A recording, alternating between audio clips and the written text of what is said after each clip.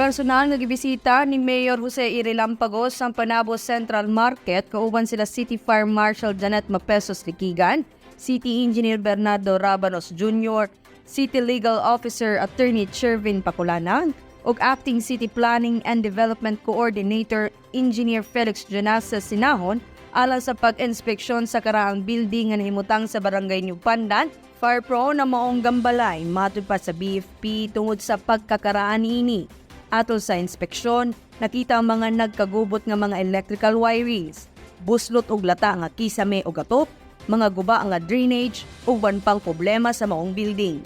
Tungod niini, napapanahon nga gayud ang planong ipareconstruct kini sa lokal nga panggamhanan aron mahimong luwas, hanay ug nindot ang gambalay sulod sa merkado publiko. Parehas ani karon sige ra baan diri niya.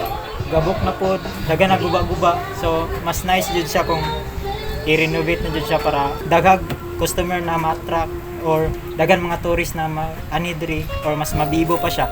Gwapo na siya karon siyudad sa Panabo ma-improve para naakoy kabaguhan nga matanaw sa tao.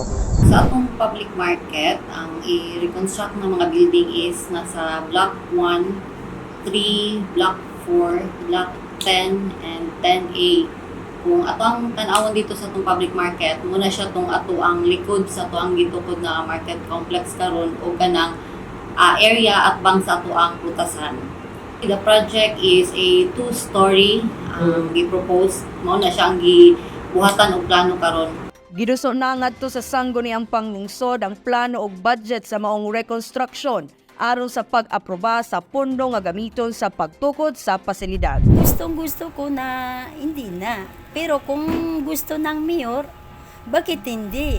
Nindot tan-awon jud ang Panabo ug mabagutan pud ang building.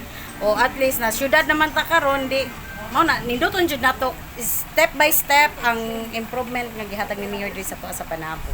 Naisipan siya na magkaroon ng reconstruction kay kung ato ang tan-awon ng ato ang old public market, makita nato na dilapidated na ang ato ang mga buildings. So aside sa fire prone na siya or kanang daan na gyud kaayo siya tan-awon, no.